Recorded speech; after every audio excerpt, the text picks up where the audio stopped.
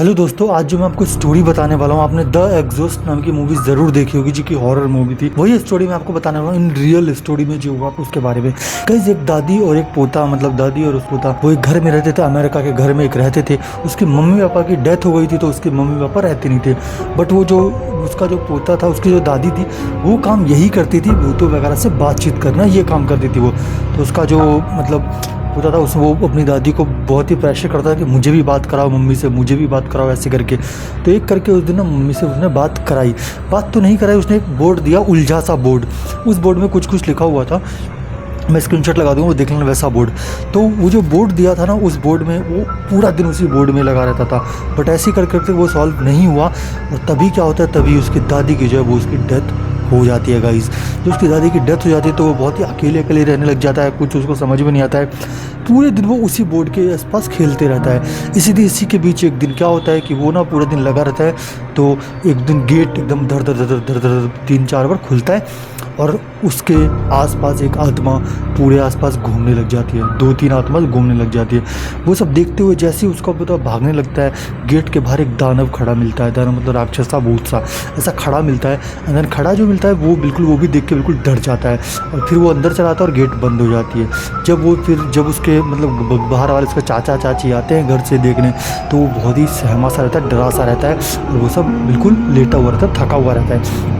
ये सब कंटिन्यू चलते रहता है। लेकिन तभी जो है वो राहुल बहुत ही अजीब बिहेव करने लग जाता है। पूरा दिन खड़ा रहता है, ऐसे ही करते रहता है। एक दिन की क्या बात है, एक दिन ऐसे उसके घर वाले बाहर गए हुए थे, मतलब उसके चाचा वाचा।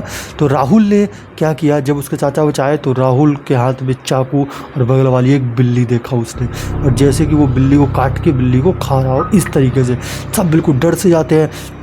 उसके बाद वो लोग क्रिसमस, वो होते हैं ना जो चर्च में रहते हैं फादर, उनको कॉल मिलाते हैं सब लोग। उनको फादर आते हैं, उसके फादर आते हैं, उसके फादर उस पर मतलब वो सब करते हैं जादू टोना टाइप। लेकिन वो कुछ भी नहीं होता है, कुछ भी नहीं होता है। वो बिल्कुल डरा सा रहता है, सब कोई डर जाते हैं। बट उसके बाद एक दिन फिर से ऐसा करते हैं और उसको बांध के रखते हैं, बेड में बांध देते हैं। तो वो बहुत ही इरिटेट हो जाता है, बहुत ही चिल्लाता रहता है, इस तरीके से बिहेव करते रहता है। लेकिन ऐसे ही धीरे धीरे एक दिन की बात है, जब एक दिन और फादर आए तो वो बेड पे था ही नहीं बंधा हुआ, वो दीवार के कोने में था। लेकिन फिर से उसको ऐसे पानी का वो किया तो फिर वो उसको बेहोश हो गया, उसको बेड में बांध दिया गया।